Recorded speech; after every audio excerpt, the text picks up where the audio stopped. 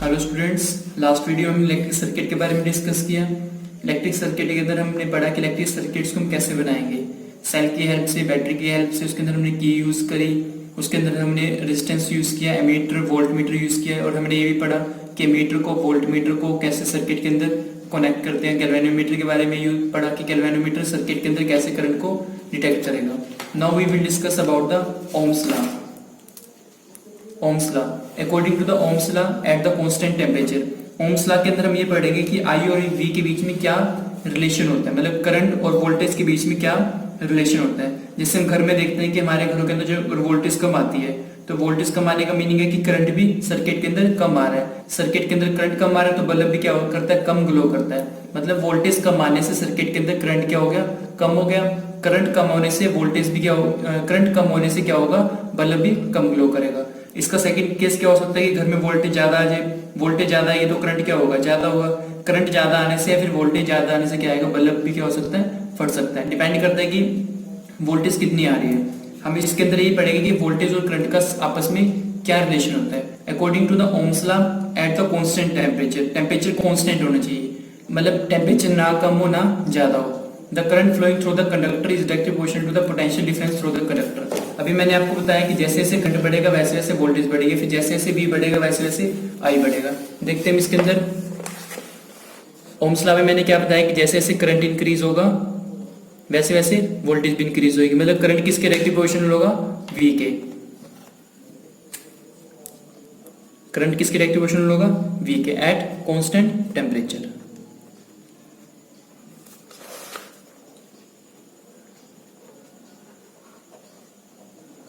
Clear. यहां से current किसके डायरेक्टली प्रोपोर्शनल होगा, V के, या मैं इसको ऐसे भी राइट कर सकता हूँ, V directly proportional to I, और ये प्रोपोर्शनलिटी का साइन हटा के आ जाएगा, दैट इज R, और R हमारा क्या होगा, दैट इज रेजिस्टेंस। तो यहां से क्या पता लगा, सर्किट के अंदर वोल्टेज इंक्रीज होने से करंट इंक्रीज होगा। कंडीशन क्या होनी चाहिए, कांस्टेंट टेम्परेचर होना चाहिए। कांस्टेंट टेम्परेचर का मतलब ये होगा कि टेम्परेचर कांस्टेंट होने के कारण रेजिस्टेंस भी क्या रहेगा, कांस्टेंट रहेगा। मतलब जो R है यहाँ पे, R क्या होगा, इसके अंदर कांस्टेंट होगा। आगे हम इसका ग्राफ भी डिस्कस करेंगे, ग्राफ में भी पता लगेगा कि R क्या रहेगा, हमेशा कांस्टेंट रहेगा। वो किस कारण कांस्टेंट रहेगा, बिकॉज टेम्परेचर इज कांस्टेंट, क्योंकि सर्किट के अंदर टेम्परेचर क्या है, कांस्टेंट है। इस टेम्परेचर का कांस्टेंट होने के कारण R क्या रहेगा, कांस्टेंट रहेगा। अब यहाँ से V इज इक्वल टू क्या आ गया, IR आ गया, ये हमारा क्या है, ओम्स लॉ है, और R क्या है, रेजिस्टेंस है। अब मालूम मुझे यहाँ से इसकी SI यूनिट निकालनी हो R की, तो कैसे निकालेंगे, R का फॉर्मूला क्या बनेगा, V बाय में I is equal to R, और यहाँ से V की यूनिट क्या होती है, वोल्ट, करंट की यूनिट क्या होती है, ampere, is equal to R। तो यहाँ से R की यूनिट क्या आएगी, वोल्ट पर एम्पियर, मतलब रेजिस्टेंस की यूनिट क्या आ गई, वोल्ट पर एम्पियर, या फिर ये कह सकते हैं कि इसकी यूनिट क्या आ गई, ओम्स। मतलब R की SI यूनिट क्या होती है, वोल्ट पर एम्पियर या फिर ओम। ये रेजिस्टेंस की SI यूनिट होती है। 1 मार्क्स का क्वेश्चन आ सकता है, what is the SI unit of resistance, क्या आएगा, वोल्ट अपॉन में एम्पियर या फिर ओम्स। ओके, जैसे ये बताया गया, if I is the current flowing through the conductor, I के करंट है, V के पोटेंशियल डिफरेंस है, तो ओम्स लॉ के अकॉर्डिंग क्या होगा, करंट डायरेक्टली प्रोपोर्शनल होगा किसके, V के, एट कांस्टेंट टेम्परेचर पे। और हम इसको ऐसे राइट कर सकते हैं, V directly proportional to I, क्योंकि जो करंट बढ़ रहा है तो वोल्टेज भी बढ़ेगी, वोल्टेज बढ़ रही तो करंट भी बढ़ेगा। प्रोपोर्शनलिटी का साइन हटा के क्या आ गया, R, और R क्या है, कांस्टेंट।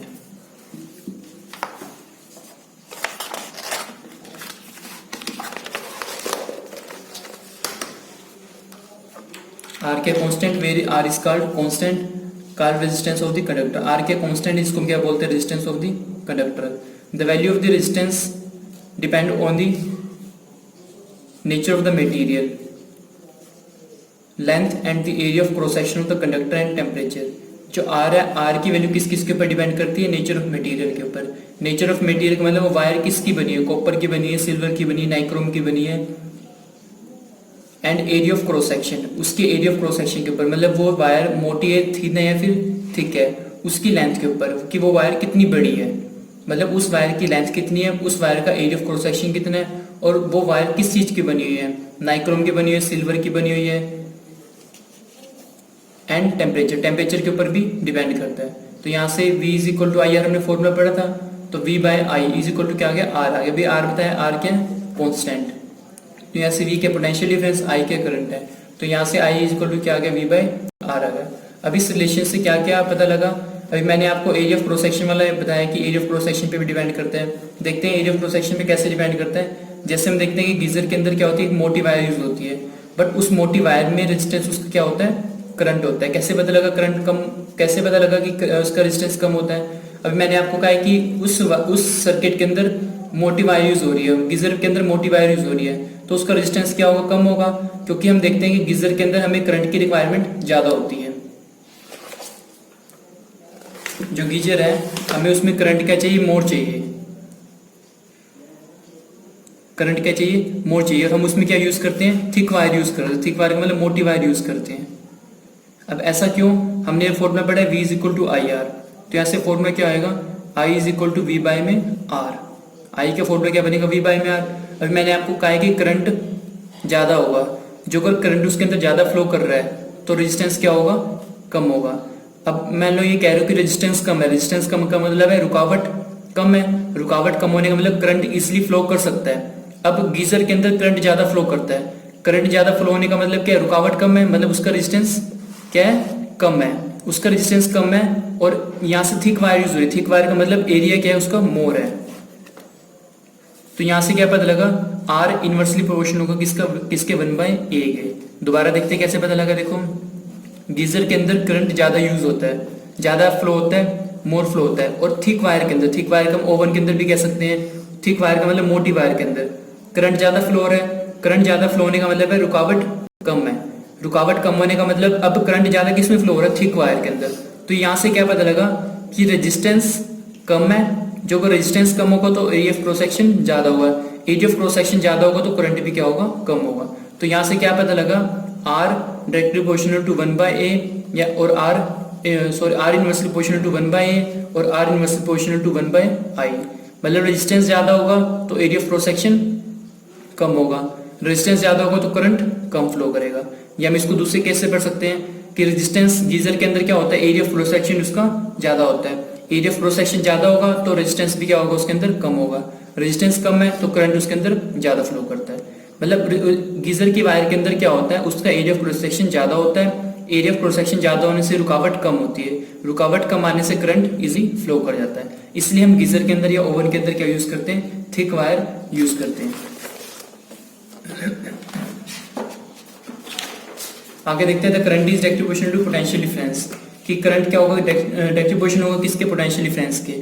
कि जिन अभी अब स्टार्टिंग में बताया था कि जैसे जैसे करंट फ्लो करेगा वैसे वैसे वी भी क्या होगा, ज्यादा होगा।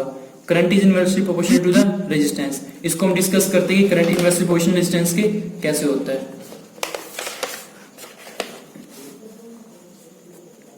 करंट इनवर्सली प्रोपोर्शनल होता है रेजिस्टेंस के। जैसे हम यहाँ पे देख रहे हैं कि V is equal to I R formula है, तो क्या आएगा, V बाई में R is equal to I. तो इससे क्या पता लगा कि रेजिस्टेंस ज्यादा होगा तो करंट कम फ्लो करेगा, रेजिस्टेंस का मतलब है रुकावट ज्यादा आएगी तो करंट कम फ्लो करेगा। मान लो हम कहीं जा रहे हैं, जाने में कोई प्रॉब्लम आ रही है तो हम वहां पे इजिली नहीं जा सकते, रेजिस्टेंस ज्यादा होगा तो करंट कम फ्लो करेगा, रेजिस्टेंस कम होगा तो करंट ज्यादा फ्लो करेगा। इससे क्या पता लगा कि कहीं ना कहीं रेजिस्टेंस ज्यादा है, रेजिस्टेंस ज्यादा होने का मीनिंग है कहीं ना कहीं रुकावट ज्यादा है, जो को रुकावट ज्यादा होगी तो करंट कम फ्लो करेगा, जो को रुकावट ही नहीं होगी तो करंट क्या होगा, इजिली फ्लो करेगा। मतलब रेजिस्टेंस करंट के क्या है, इनवर्सली प्रोपोर्शनल है। इनवर्सली प्रोपोर्शनल मतलब उल्टा है, जो अगर R इंक्रीज हो जाए तो करंट डिक्रीज होगा, R डिक्रीज हो रहा है तो करंट इंक्रीज होगा। जैसे यहाँ पे भी लिखा हुआ है the current is inversely proportional to the resistance, current किसके इनवर्सली प्रोपोर्शनल होगा, रेजिस्टेंस के। इसी से रिलेटेड एक पॉइंट यहाँ लिखा हुआ है if the resistance is held then the current doubles, कि जो अगर रेजिस्टेंस हाफ होगा तो करंट क्या होगा, डबल होगा। अभी आपको बताया कि उल्टा होगा, जो अगर रेजिस्टेंस हाफ होगा तो करंट क्या होगा, डबल होगा। या फिर ये कह सकते हैं कि जो अगर रेजिस्टेंस डबल होगा तो करंट हाफ होगा। क्लियर, जो अगर रेजिस्टेंस क्या होगा, इसको हम प्रूव करते हैं मैथमेटिकली। जैसे यहाँ पे लिखा है रेजिस्टेंस हाफ हो गया, मान लो न्यू रेजिस्टेंस हो गया R dash is equal to R by 2 हो गया, तो मुझे यहाँ पे चेक करने की, और फॉर्मूला क्या है, V by R is equal to I। या फिर ये कह सकते हैं कि V is equal to I R, ये ओम्स लॉ है। और हमने यहाँ पे क्या बताना है कि V और रेजिस्टेंस हाफ होने से करंट पे क्या फर्क पड़ेगा। रेजिस्टेंस हाफ हो गया, R का मतलब अब नया रेजिस्टेंस आ गया, नया रेजिस्टेंस मतलब R डैश आ गया। हमें करंट चेक करना है कि जो नया करंट आएगा उस पर क्या फर्क पड़ेगा। V अपॉन में R डैश, R डैश के प्लेस पे क्या आएगा, R बाय में 2, तो I डैश आ गया। तो इट मीन्स जो करंट फ्लो करेगा वो क्या फ्लो करेगा, 2 टाइम्स फ्लो करेगा। जो न्यू करंट फ्लो करेगा वो 2 टाइम्स फ्लो करेगा, क्योंकि उसके अंदर रुकावट क्या होगी, कम होगी। रुकावट कम होने का मतलब रेजिस्टेंस हाफ हो गया, रेजिस्टेंस हाफ होने का मतलब है उसके अंदर रुकावट कम होगी। जो रुकावट कम होगी तो करंट क्या होगा, 2 टाइम्स डबल फ्लो करना, मतलब ज्यादा स्पीड से फ्लो करना स्टार्ट कर देगा। उसके बाद if the potential difference across the conductor is double, जो अगर V डबल होगा तो करंट भी क्या होगा, डबल होगा, क्योंकि हमने स्टार्टिंग में पढ़ा है कि V किसके डायरेक्ट प्रोपोर्शनल है, करंट के। जो अगर V डबल होगा तो करंट भी क्या होगा, डबल होगा। If the potential difference is half then the current get half, जो अगर पोटेंशियल डिफरेंस हाफ होगा तो करंट भी क्या होगा, हाफ होगा। मतलब यहाँ से क्या पता लगा कि जो करंट है, ये जो करंट है किस किस फैक्टर के ऊपर डिपेंड करता है, पोटेंशियल डिफरेंस और रेजिस्टेंस के ऊपर। पोटेंशियल डिफरेंस तो वायर के ऊपर डिपेंड करता है और रेजिस्टेंस के ऊपर डिपेंड करता है। Okay, the electric current in A given circuit depend on the potential difference across the end of the conductor and resistance of the conductor. Now SI unit of resistance, resistance की SI unit क्या होती है, ये भी आपको बताया कि resistance की एसआई यूनिट क्या होती है, वोल्ट पर एम्पियर या फिर ओम। जो अगर क्वेश्चन यहाँ है डिफाइन 1 ओम, 1 ओम को हम कैसे डिफाइन करेंगे देखते हैं। V by A is equal to क्या है, R है, sorry V by I is equal to R। अब मुझे रेजिस्टेंस को 1 ओम बनाना है। रेजिस्टेंस 1 ओम कैसे बनेगा, जो अगर वोल्टेज क्या होगी 1 वोल्ट होगी और करंट कितना होगा 1 एम्पियर होगा। तो यहाँ से रेजिस्टेंस को हम 1 ओम कब कह सकते हैं, जो अगर पोटेंशियल डिफरेंस वायर के अंदर कितना होगा 1 वोल्ट होगा और करंट सर्किट के अंदर कितना फ्लो करेगा 1 एम्पियर फ्लो करेगा। The resistance of the conductor is said to be 1 ohm, उसके रेजिस्टेंस को 1 ओम कब कह सकते हैं, if an applying potential difference of 1 volt across the 2 ends of the conductor. जो अगर पोटेंशियल डिफरेंस कितना होगा 1 वोल्ट होगा और करंट कितना फ्लो करेगा 1 एम्पियर फ्लो करेगा। मान लो क्वेश्चन ये आ गया डिफाइन 2 ओम, 2 ओम कब होगा, जो अगर पोटेंशियल डिफरेंस कितना होगा 2 वोल्ट होगा और करंट कितना होगा 1 एम्पियर होगा। क्लियर, ऐसे ऐसे क्वेश्चन आ सकते हैं कि 1 ओम की डेफिनेशन बताओ या एसआई बताओ रेजिस्टेंस की, या जो करंट है किस किस फैक्टर के ऊपर डिपेंड करता है, पोटेंशियल डिफरेंस के ऊपर, रेजिस्टेंस के ऊपर। क्लियर।